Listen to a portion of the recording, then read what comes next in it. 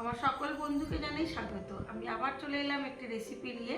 রেসিপিটি দেখুন, দেখে ভালো লাগলে লাইক শেয়ার কমেন্ট অবশ্যই করবেন।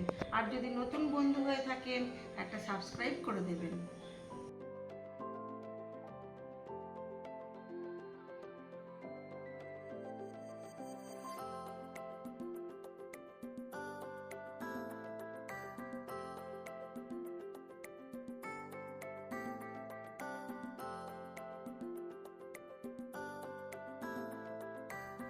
আজ আমি দেখাবো ওলের ডালনা।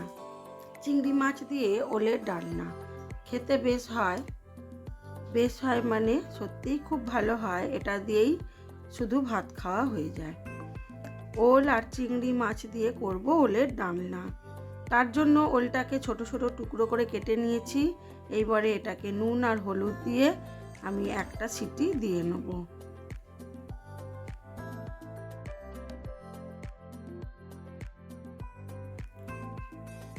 এর মধ্যে আমি কিছুটা আলুও দেব।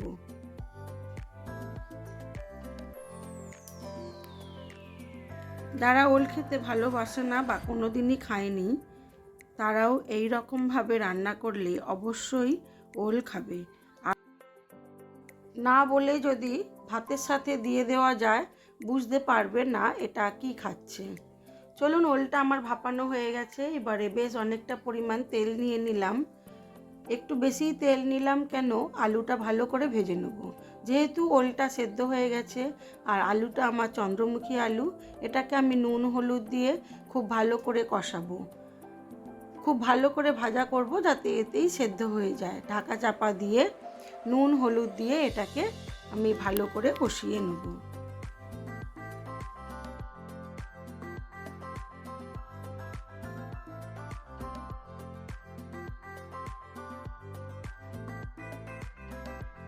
এই ওলের ডালনাটা খেতে খুবই সুন্দর হয়। এটা আপনারা চিংড়ি মাছ দিতেও পারেন, নাও দিতে পারেন, শুধু ঘি গরম মশলা দিয়েও করতে পারেন। তবে চিংড়ি মাছ দিয়ে করলে ভাতের সাথে খুবই সুন্দর খেতে লাগে।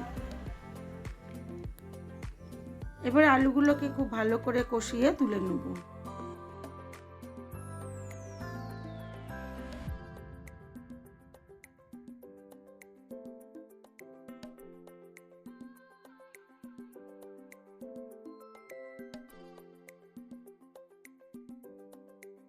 এই বর্ষার সময় তো ওল বেশি ওঠে, এই সময়ই ওলটা খেতে বেশি ভালো লাগে।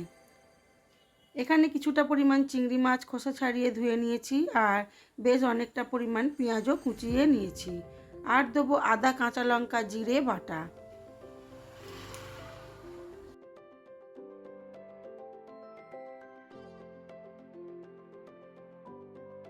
আলুটা খুব ভালো করে ভাজা হয়ে গেছে। এবারে একই সাথে আমি চিংড়ি মাছটাও দিয়ে দিলাম। ভালো করে আলুর সাথেই কষিয়ে তুলে রাখবো। কারণ চিংড়ি মাছ ভাজলে তেলটা একটু অন্যরকম হয়ে যায়, সেই জন্য আলুর সাথে একসাথেই দিয়ে দিলাম। এতে তেলটা একটু কম লাগবে।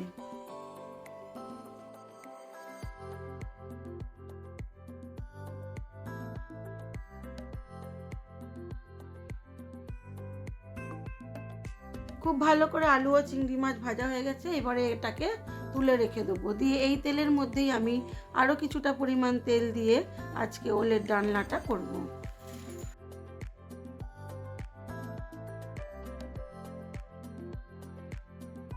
চিংড়ি মাছ ভাজলেই তেলটা একটু এইরকম ফেনা ফেনা হয়ে যায়, তো এটা ফেলে দেওয়ার কিছু নেই। এটা চিংড়ি মাছের ঘিয়ের জন্যই হয়। চিংড়ি মাছের মাথাগুলো দিলে এই রকম তেলের ফেনা ফেনা ওঠে।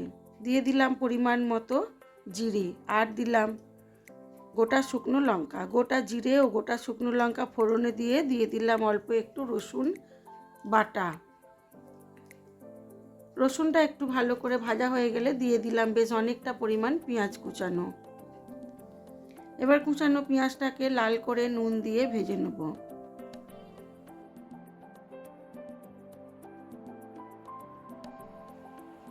খুব ভালো করে পেঁয়াজটাকে ভাজতে হবে। যত ভালো মশলা কষানো হবে তত ভালো তরকারির স্বাদ হবে। সেই জন্য মিডিয়াম আঁচে মশলাটাকে খুব ভালো করে কষাতে হবে। পেঁয়াজটা আমার প্রায় ভাজা হয়ে এসেছে। এবারে দিয়ে দেবো কিছুটা পরিমাণ পেঁয়াজ বাটা।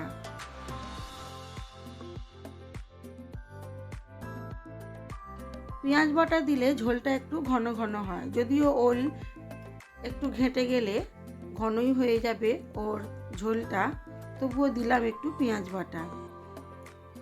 এবারে দিয়ে দিলাম পরিমাণ মতো হলুদ গুঁড়ো, দেবো অল্প একটু লাল লঙ্কার গুঁড়ো, ঝালের জন্যই দেবো, কাঁচা লঙ্কা দিয়েছি তাই খুব কম পরিমাণ দিলাম, আপনারা আপনাদের পছন্দ মতো ঝালটা দেবেন।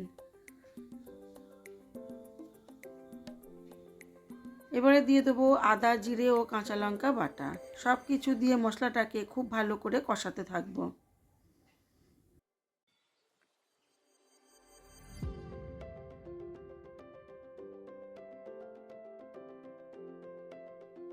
মশলাটা খুব ভালো করে কষানো হয়ে গেছে। এবারে অল্প অল্প করে জল দিয়ে গ্রেভিটাকে তৈরি করে নেব।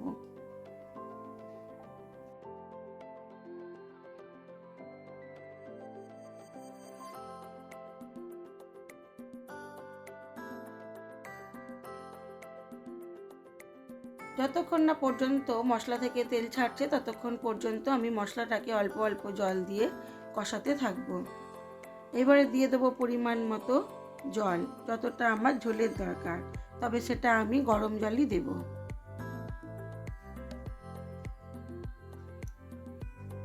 অন্যদিকে আমার ওলটাও সেদ্ধ হয়ে গেছে আর মশলাটাও খুব ভালো করে কষানো হয়ে গেছে। এবারে এর মধ্যে দিয়ে দেবো ভেজে রাখা আলু, চিংড়ি মাছ ও সেদ্ধ করে রাখা ওলটা। সব কিছু দিয়ে আবার খুব ভালো করে কষাবো। যেহেতু আমি ওলটাকে এমনি ভাপিয়েছিলাম, কষানো হয়নি, সেই জন্য আবার একটু ভালো করে কষিয়ে নেব মশলার সাথে।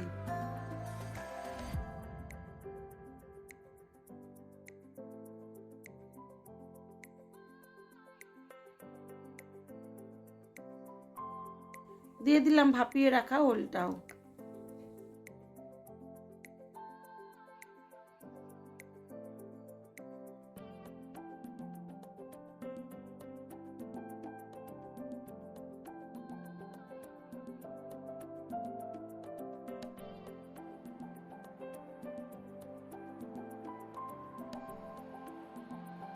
সব কিছু একসাথে খুব ভালো করে কষানো হয়ে গেছে। এবারে দিয়ে দেবো গরম জল, যতটা আমার ঝোলের দরকার।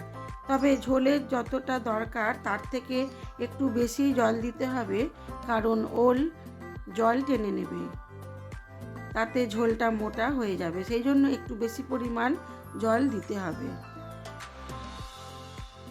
এবারে এটাকে ঢাকা চাপা দিয়ে বেশ কিছুক্ষণ হতে দেব। আর এর মধ্যে দেব ঘি ও গরম মশলার গুঁড়ো, দেখে নেব নুনটা, আর দেবো একটু মিষ্টি, অল্প একটু চিনিও দিয়ে দেব।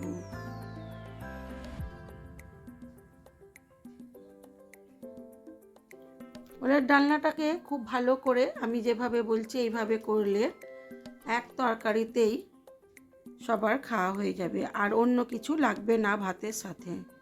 দিয়ে দিলাম আরও একটু চিনি ও নুন, আর দিলাম ঘি, গরম মশলা দিয়ে ঢাকা চাপা দিয়ে এটাকে কম আঁচে আর কিছুক্ষণ হতে দিলেই হয়ে যাবে ওলের ডালনা। তারপরে দেখাই চলুন আমার আজকের লাঞ্চ মেনুতে কি কি ছিল।